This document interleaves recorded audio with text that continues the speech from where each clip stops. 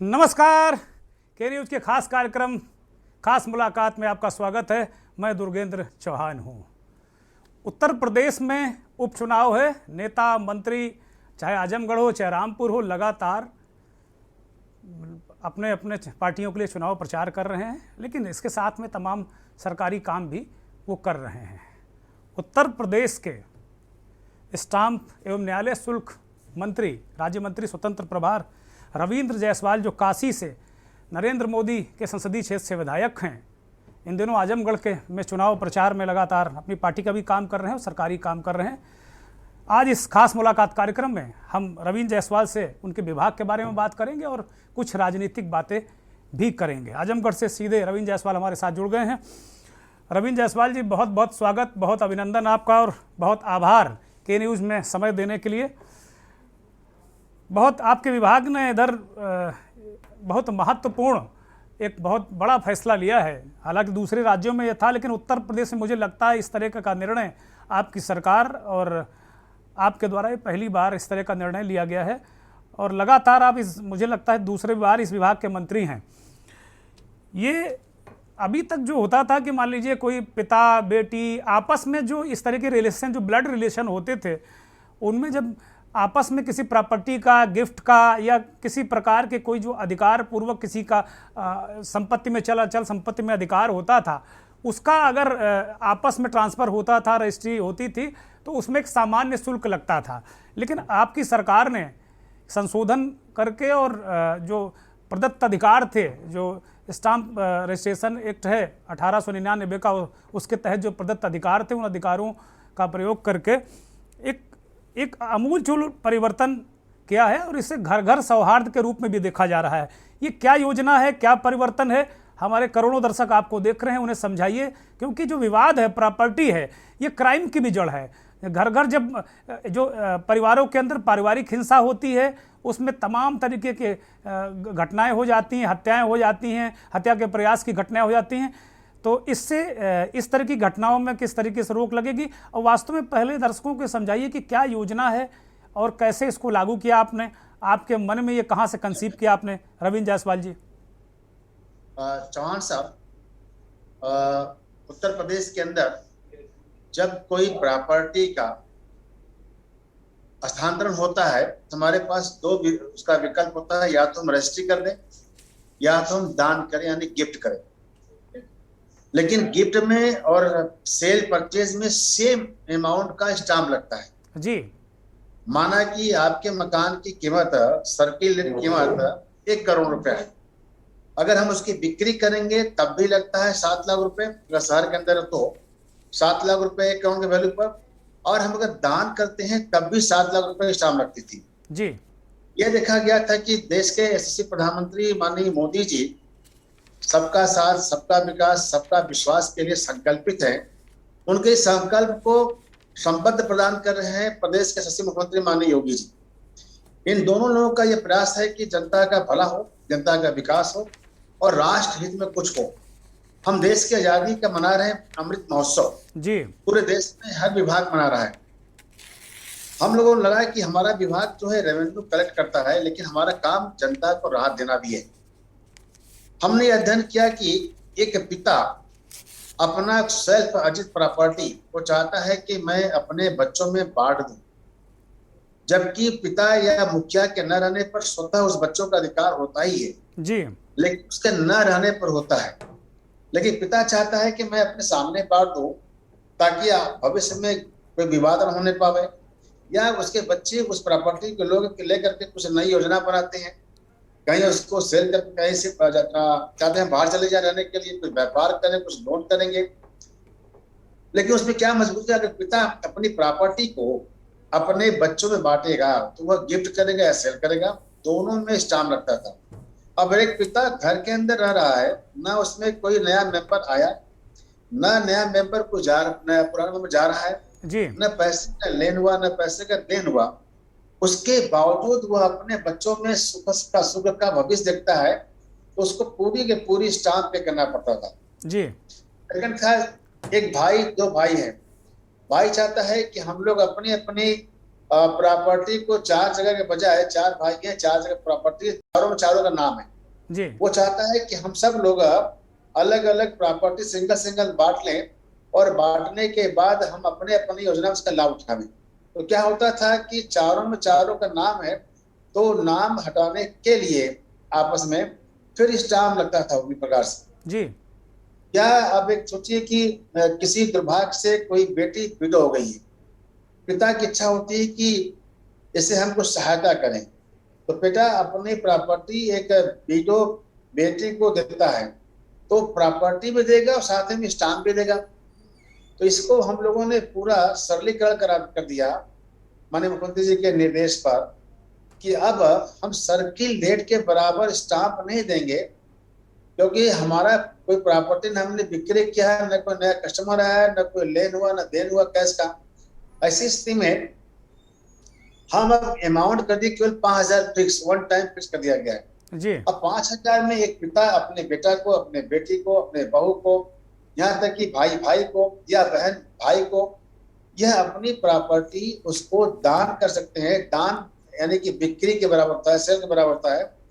उसमें केवल बिक्री में और दान में अंतर होता है कि सेल परचेस कैश के लेन देन के बाद होता है, पेमेंट के बाद होता है, और दान बिना पैसे के लेन देन होता है, लेकिन दोनों का परचेस सेल का ही सिद्धांत होता है।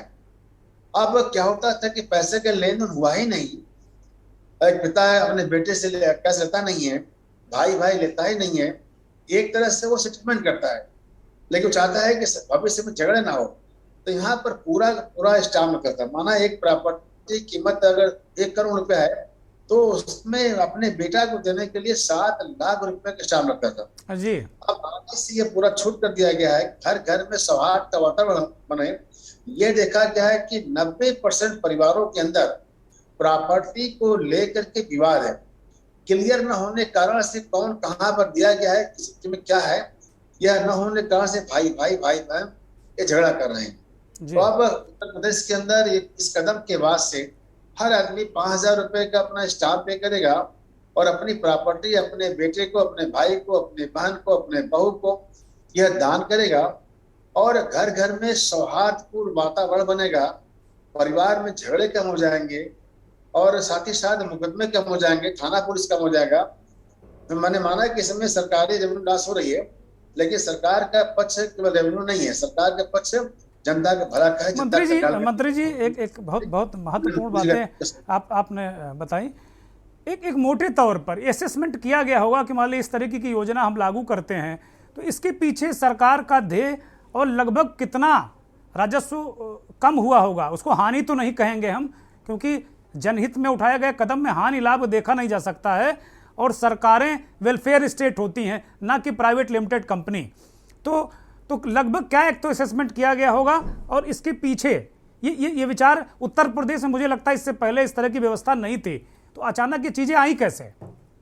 चौहान साहब, जो ब्लड के रिश्ते से 2 प्रकार होते हैं। लोग क्या करते हैं कि अपनी प्रॉपर्टी में बच्चों को बांटने के लिए विल करते हैं, वसीयत करते हैं जी। तो वसीयत में, विल में स्टाम्प लगभग 0 होता है, लेकिन वसीयत या विल एक्टिव होता है मुखिया के मरने के बाद जी।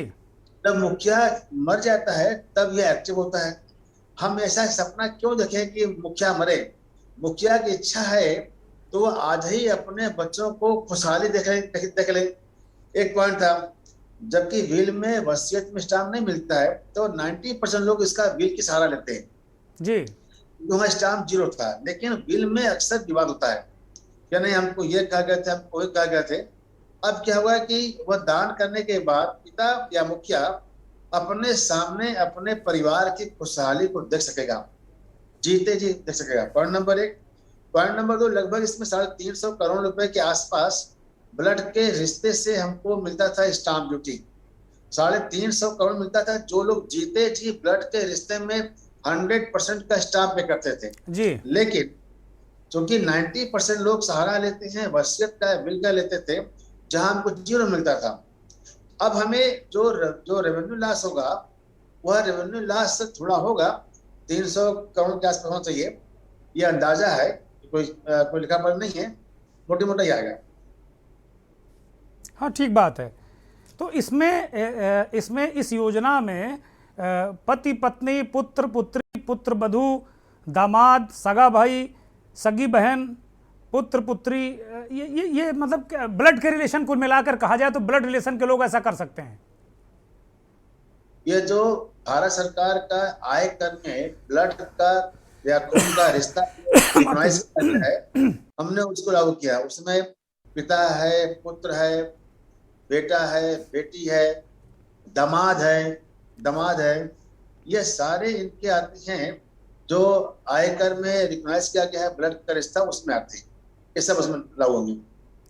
अच्छा, तो ये योजना मंत्री जी अब लागू हो गई है, इसके तहत हाँ ये 18 जून से मुझे लगता है नोटिफिकेशन इसका हो गया हुआ जी, आ गया। हाँ, तो अब इसमें अधिकतम 5,000 रुपए की, चाहे जितनी राशि की रजिस्ट्री हो, अधिकतम 5,000 रुपए ही देना है या इसके अतिरिक्त कोई खर्च ले है? चौहान साहब, इसको से मानिए, एक पोस्ट ऑफिस से हम कहीं अपने किसी को हम चेक भेजते हैं जी, तो पोस्ट ऑफिस क्या करता है, हमसे चार्ज करता है उस डाक का जी, न कि उसमें भेजे हुए अमाउंट का। अब अभी तक क्या होता था कि हम सर्किल लेट लगाते थे अमाउंट पर जी, अब क्या होगा कि अमाउंट पर ना होकर के जैसे पोस्ट ऑफिस से कोई पोस्ट करते हैं तो वह लिफाफे पर हमारे पास टिकट लगता है जी, उसी प्रकार से वह कितने अमाउंट की प्रॉपर्टी है, जब खरीद बिक्री नहीं हो रही है तो हम अमाउंट पर क्यों जाएंगे। हम वन टाइम एक स्कीम है कि 5,000 रुपये जमा करिए, प्रॉपर्टी आपकी है, क्योंकि यहाँ पर खरीद बिक्री नहीं हो रहा है। हाँ ठीक बात। इसका मतलब आपका जो आपके विभाग ने जो व्यवस्था की है कि भाई ठीक है, हम जो हमारा शुल्क है 5,000 है, क्योंकि खरीद फरोख्त हो नहीं रही है, खरीद बिक्री हो नहीं रही कहीं, तो आपस में अगर किसी कोई गिफ्ट दे रहा है, दान दे रहा है, परिवार में एक दूसरे की सहायता कर रहा है, अगर ब्लड रिलेशन है तो सिर्फ उसको 5,000 से सरकार को मतलब है। इसको पारिवारिक सौहार्द के रूप में क्या दृष्टिकोण है, कैसे देखते हैं इसको मंत्री जी आप? चौहान साहब, इसके आने के बाद मेरा मानना है कि घर घर के अंदर झगड़े कम हो जाएंगे, मुखिया के सामने तय हो जाता है, मुखिया जो बढ़ता है लोग मान जाते हैं, भाई भाई के रिश्ते अच्छे हो जाएंगे, भाई बहन रिश्ते हो जाएंगे। हम आपको बता दें उदाहरण स्वरूप, अब नए कानून के तहत प्रॉपर्टी में बेटे के साथ साथ बेटी का हिस्सा भी लगता है जी। अब जब बेटी के हिस्सा लगे, सामाजिकता में आज भी बेटियां, बहुत सी बेटी ऐसी हैं जो अपने मायके से प्रॉपर्टी में हिस्सा मिलने के बावजूद वो मना करती कि नहीं हम नहीं लेंगे जी, वो क्या करती है, सिंपल से लिखती है एनओसी जी। लेकिन कानून में बहुत से देखा गया है कि बाद में जब उनके बच्चे बड़े होते हैं तो ये कहते हैं कि नाना के हिस्सा में मेरी माँ का हिस्सा, मेरी माँ के हिस्से के बाद मेरा हिस्सा जी, इसलिए मेरे माँ के हिस्से में हमको मिलना चाहिए, जबकि उनकी माँ ने लिखा हुआ एनओसी जी। तो अभी झगड़ा फंसता है जी, बहन भाई में, भांजा मामा में जी। तो अब क्या हुआ कि बहन को अगर अपना हिस्सा नहीं लेना है तो अपने भाई को वो दान कर देगी, 5,000 रुपए के स्टाम्प पे करेगी और अपने जो उसको स्वतः उसके मायके से मिला है, संवैधानिक अधिकार मिला है, उसके तहत वो 5,000 रुपए स्टाम्प पे करके अपने भाई को अपने हिस्सा को दान कर देगी। हाँ, ये बहुत महत्वपूर्ण बात आपने बताई, क्योंकि ये इस मसले पर अक्सर बहुत झगड़े, बवाल, मुकदमेबाजी और बहुत आपराधिक कृत्य भी हो जाते हैं इस तरीके की चीज़ों में, क्योंकि ये अधिकार फिर एक पीढ़ी बाद जागता है कि भाई ये तो मेरा भी अधिकार है, फिर लड़ना शुरू कर दिए। तो ये बहुत आमूल-चूल परिवर्तन लाएगा। मुझे लगता है कि सामाजिक ताना बाना भी इससे और मजबूत होगा। इसके अलावा आप जो विभाग ने और क्या रेवेन्यू कलेक्शन को लेकर मंत्री जी किस तरीके से काम किया है, क्योंकि लगातार आपके पास दूसरी बार विभाग है, आपके ऊपर लगातार दूसरी बार विश्वास किया गया है, वो चाहे मोदी जी का हो चाहे योगी जी का विश्वास हो, मुझे लगता है बहुत कम मंत्री हैं जिनको उनका विभाग रिपीट मिला है। ये राजनीति कोई ऐसा अवसर नहीं होता है, बल्कि राजनीतिक सेवा होता है और हम सब लोग समाज के, राष्ट्र में कुछ अपनी भूमिका निभा सके, योगदान कर सके, ये मेरा सौभाग्य होगा। और हमारे पार्टी नेतृत्व ने हमारे छोटे कार्यकर्ता विश्वास व्यक्त करिए, ये उनका बड़प्पन है। नहीं, मेरा ये तो खैर आपने जाहिर सी बात है कि आप पार्टी और नेतृत्व के आभारी हैं कि भाई आपके ऊपर विश्वास व्यक्त किया गया और बेहतर काम आप कर रहे होंगे, जाहिर सी बात, इसीलिए आपको डिपार्टमेंट दिया गया होगा दोबारा। ये वास्तव में जो आम तौर पर इसको अगर बाहर से देखें तो मानते हैं कि भाई ये डिपार्टमेंट करता क्या है, बड़ा ड्राई डिपार्टमेंट होगा, मंत्री जी को बड़ा बेकार डिपार्टमेंट मिल गया। लेकिन वास्तव में इतना महत्वपूर्ण कार्य आप लोग करते हैं। बस ये जो सामाजिक ताना बाना मजबूत करने के लिए वो घर घर सौहार्द योजना के आप लेकर आ गए, ये तो अपने आप में एक बहुत बड़ी योजना है। इसके अलावा रेवेन्यू कलेक्शन के साथ साथ और भी किस तरीके से चीज़ों को, विभाग को मजबूत करते हो, कैसे योगदान है आपका?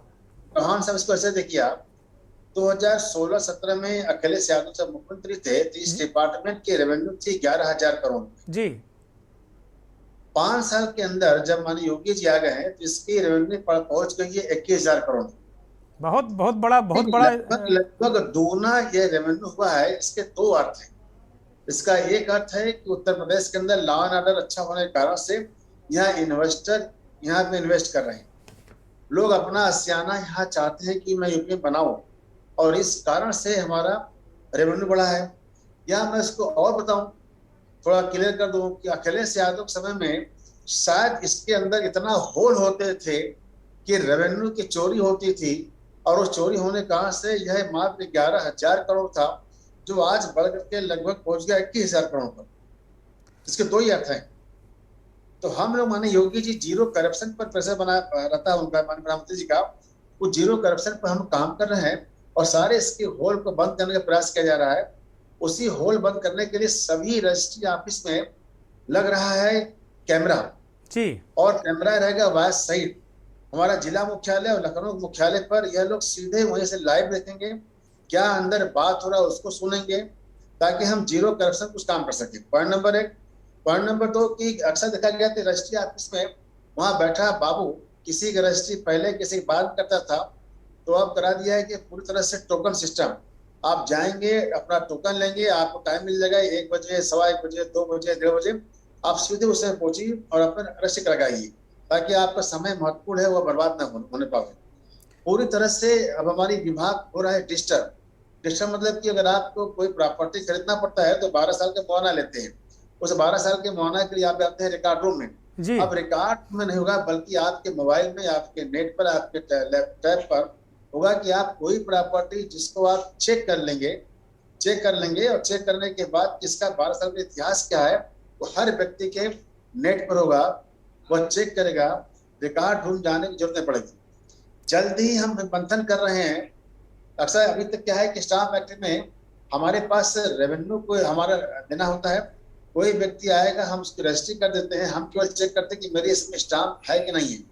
लेकिन माननीय मुख्यमंत्री जी का निर्देश है, प्रधानमंत्री जी की अपेक्षा है कि कई बार देखा गया कि एक ही प्रॉपर्टी को गुमराह करके 2-3 लोगों को, मासूम लोगों को भेज देते हैं, वह बेचारा सिविल कोर्ट में जाकर लड़ रहा है।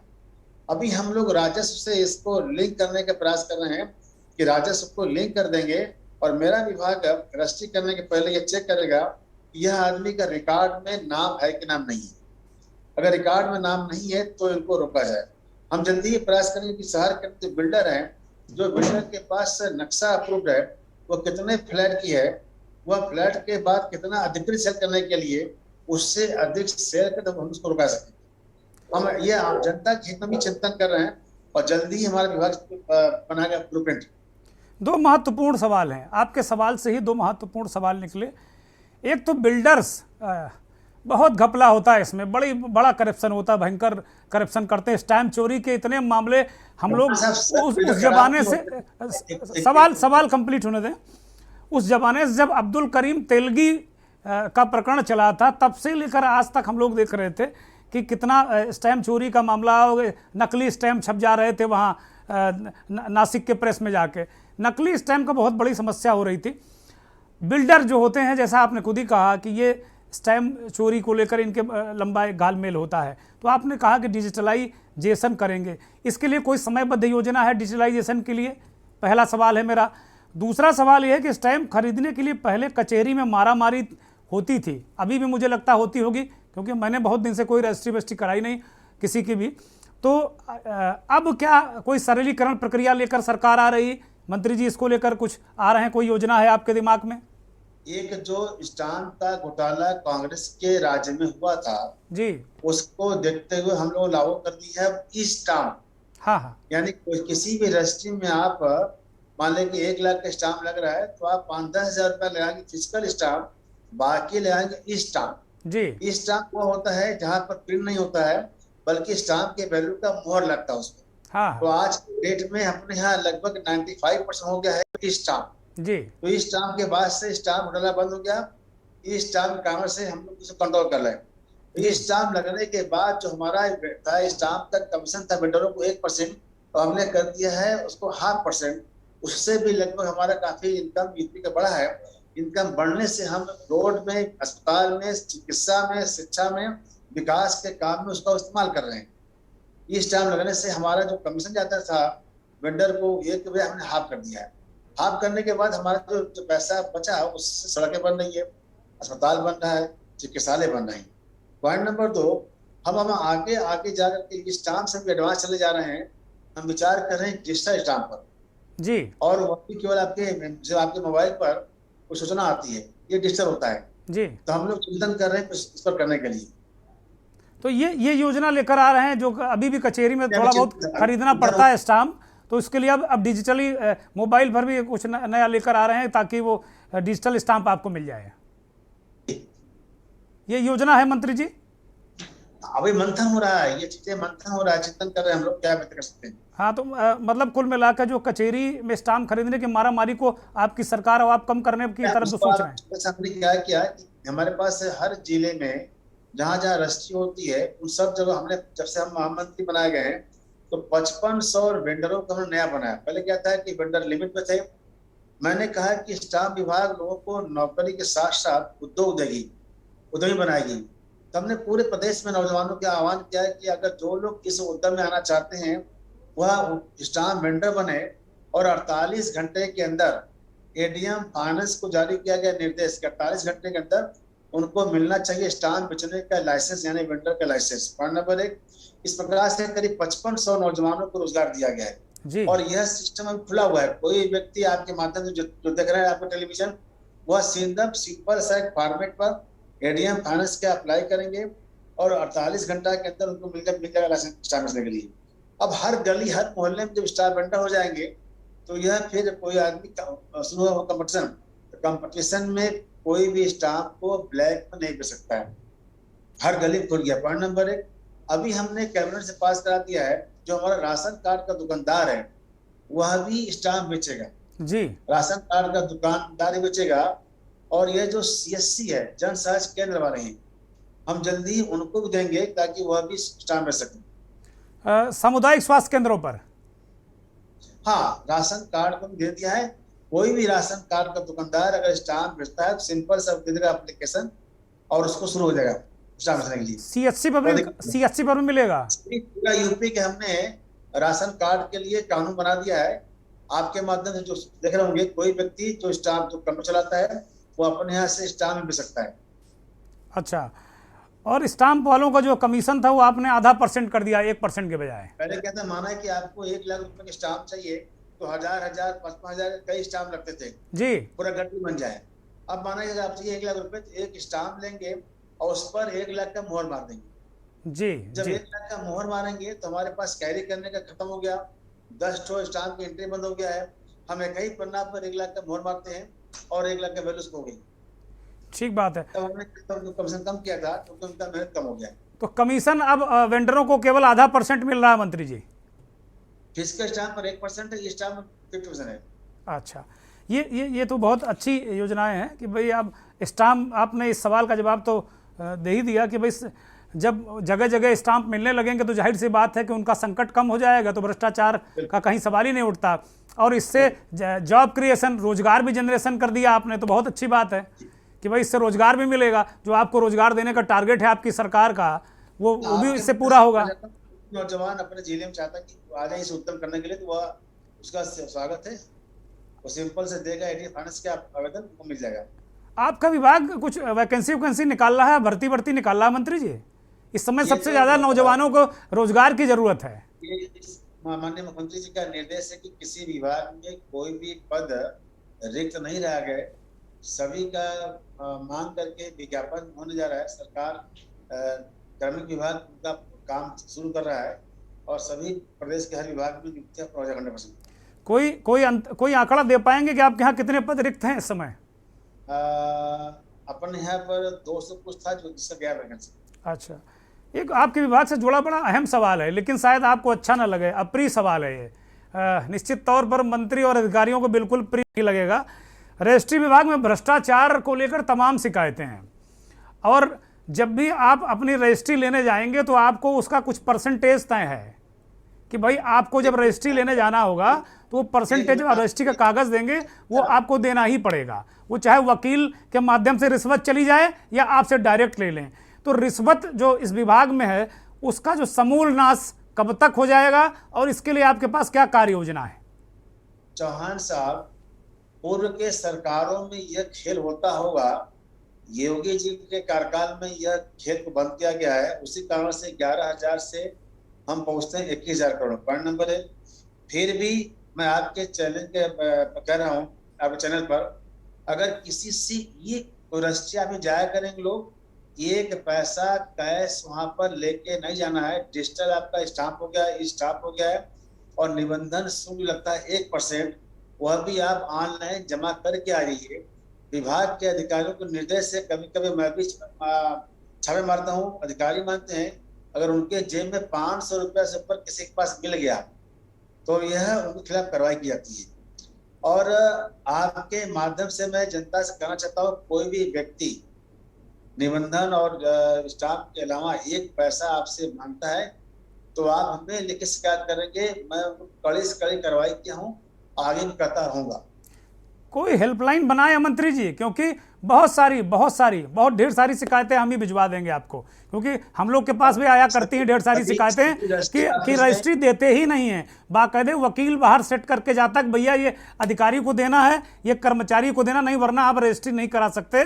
आप बीवी बच्चे बहन बनोई भांजे भांजी को लेते चक्कर लगाते घूमते रहिए, रजिस्ट्री वो नहीं करके देंगे। इस पर इंटरव्यू में कहना चाहता हूँ, कोई एक व्यक्ति सीधे मेरे को फोन कर सकता है और उस पर सबसे पहले वो अधिकारी को मैं वहां से अटैच करता हूँ, फिर जांच कराता हूँ। और आपसे मेरा आग्रह है कि जीरो करप्शन पर आप थोड़ा हमारा हेल्प करिए। आपके चैनल पर हम करना चाहते हैं, अगर कोई आपसे 1 पैसा मांग ले तो आप शिकायत करिए, बताइए हमको, हम उस पर कड़ी से कार्रवाई करेंगे। निश्चित तौर पर एक दिन हम कम से कम 1 घंटे का सेशन रखेंगे और जनता को आमंत्रित करेंगे, लाइनें खोलेंगे और आपको बैठाएंगे। कम से कम आप सीधे जनता के जवाब देंगे, और यह आपका एक अच्छा प्रयास होगा। हाँ, और आपको बैठाएंगे, हम भी उन शिकायतों को नोट कराएंगे और आप भी अपने पीएस को बैठाइएगा, नोट कराइएगा। मुझे लगता है उत्तर प्रदेश की जनता के लिए सरकार की तरफ से बहुत अहम कदम होगा मंत्री जी। लाइव जनता से बताते रहिए और मेरे तुरंत उस पर एक्शन होता रहेगा। ठीक, उत्तर प्रदेश की जनता आपकी बहुत आभारी होगी। 1-2 सवाल राजनीतिक कर लेते हैं, क्योंकि ये साक्षात्कार अब अंतिम चरण में है और कुछ ही मिनट में ख़त्म हो जाएगा। आजमगढ़ में आप चुनाव प्रचार में हैं, बहुत सारे लोग चुनाव प्रचार में वहाँ पर हैं। लगातार अभी विधानसभा चुनाव में 8 की 8 सीटें समाजवादी पार्टी ने जीती। कहा जाता है कि वो समाजवादियों का गढ़ है, हालांकि आपके कई नेता ये कहते हैं कि अब गढ़ नहीं बचा है, अब कुछ भी नहीं बचा, किला टूट चुका है। इस बार के चुनाव में जो आपके प्रत्याशी हैं दिनेश लाल निरहुआ, क्या स्थिति, क्या परिस्थिति है और समाजवादी पार्टी क्या टक्कर दे पा रही है? देखिए, यहाँ के लोगों, जब मैं यहाँ घूम रहा था तो यहाँ के लोगों ने कहा कि एक सपा के लोगों ने राजनीति को मान लिया है कि राज सत्ता है, उनका परिवार का ही व्यक्ति कोई राज करेगा, मुलायम सिंह करेंगे, फिर अखिलेश करेंगे, धर्मेंद्र करेंगे। यह कोई राज सत्ता नहीं है, यह लोकतंत्र है। और उस लोकतंत्र के कारण से जनता तय करे किसमें कौन आदमी बुद्धिजीवी है, उसका विचार क्या है, उसका सिद्धांत क्या है। यह राजतंत्र खत्म हो जाएगा इस बार। यह ऐसा आजमगढ़ के लोग मैसेज दे रहे हैं, किसी घर में जन्मा लड़का ही राज करेगा, वो शासक बनेगा। इस बार की जनता इसको इनकार करने जा रही है। ये आप कह रहे हैं कि भाई आपके प्रत्याशी जीत रहे हैं। ये भी कहा जा रहा है रविंद्र जायसवाल जी कि गुड्डू जमाली जो बहुजन समाज पार्टी के उम्मीदवार है, हालांकि हर पार्टी को अपना उम्मीदवार खड़ा करने का अधिकार है, बहुजन समाज पार्टी ने रामपुर में प्रत्याशी नहीं खड़ा किया, कांग्रेस पार्टी ने दोनों जगह प्रत्याशी नहीं खड़ा किया, आजमपुर या आजमगढ़ हो या रामपुर हो, और यहाँ बहुजन समाज पार्टी ने खड़ा कर दिया ये राजनीतिक हल्के में कहा जा रहा है। गैर भाजपाई लोग जो कह रहे हैं कि भाई समाजवादी पार्टी को डेंट करने के लिए एक कोई उम्मीद नहीं थी बहुजन समाज पार्टी को, लेकिन फिर भी वो इसकी वजह से भारतीय जनता पार्टी को बहुजन समाज पार्टी मदद कर रही है कि सपा को कमजोर करने के लिए जिस ओर आप इशारा कर रहे हैं, जिसके वोट बैंक को बसपा तोड़ने वाली है, मैं आपको क्लियर कर दूं कि वह वोट बैंक जाएगा, एक तरफा जा रहा है, वह बसपा को नहीं करने जा रहा है। सर बहुजन समाज पार्टी को जा रहा है वोट बैंक को, जो उनका वहां नहीं जा रहा है। एक जो मैं एक बात और थोड़ा क्लियर कर दूं, उत्तर प्रदेश के अंदर एक पार्टी विशेष है सपा, जो तुष्टीकरण की सोच रखती है, तुष्टीकरण काम करती है, तुष्टीकरण लोगों को गुमराह करती है, तो वह यहाँ पर भी वही काम कर रही है। इसलिए वह उस पर काम करने का प्रयास कर रही है कि हम तुष्टीकरण खेला करके सारे अल्पसंख्यक का वोट अपने पास खड़ा कर लें। उत्तर प्रदेश की 24 करोड़ की जनता और देश में करोड़ों लोग आपको देख रहे हैं। आप अपने विभाग को लेकर क्या कहना चाहेंगे, जनता से क्या अपील करना चाहेंगे? ये मेरा अंतिम सवाल है और ये आपका अंतिम जवाब है। जनता से मेरा अपील है कि घर घर में सौहार्दपूर्ण वातावरण बनाइए, सौहार्दपूर्ण वातावरण बना रहे, भाई भाई का, बहन भाई का, बाप बेटा का ये अच्छा रिश्ता बना रहे, और इस कानून का इस्तेमाल करके, नियम का इस्तेमाल करके इसका लाभ नहीं गया, ताकि भविष्य में कोई भी झगड़े आपस में न होने पावे। प्रधानमंत्री मुख्यमंत्री ने का यही सोच है, सबका सबका विश्वास, उस पर खरा उतरेंगे। और किसी भी प्रकार से अगर रजिस्ट्री ऑफिस में कुछ चीजें आपको कंप्लेन मिलता है तो तत्काल आप मेरे को लिखेंगे, हम कार्रवाई करें। बहुत बहुत धन्यवाद, बहुत आभार हमारी ओर से, हमारे दर्शकों की ओर से। मंत्री जी आपका बहुत आभार कि अपने बहुमूल्य समय में से हमारे दर्शकों को आपने समय दिया। बहुत आभार, बहुत धन्यवाद। तो स्टैंप रजिस्ट्रेशन मंत्री रविंद्र जायसवाल ने आश्वस्त किया है कि अगर कहीं भी आपकी रजिस्ट्री में कहीं भ्रष्टाचार आपको नज़र आता है, आपसे कोई रिश्वत मांगता है, तो आप तत्काल मंत्री जी को शिकायत करें, विभाग की वेबसाइट पर जाकर शिकायत करें। सख्त कार्रवाई हो जाएगी। जिस अधिकारी या कर्मचारी के खिलाफ आप शिकायत करेंगे उसे तत्काल पहले अटैच किया जाएगा मुख्यालय से और तब जांच कराई जाएगी। जीरो टॉलरेंस भ्रष्टाचार के प्रति ये सरकार की नीति है। इस खास कार्यक्रम में इतना ही। देखते रहिए के न्यूज़ इंडिया। नमस्कार।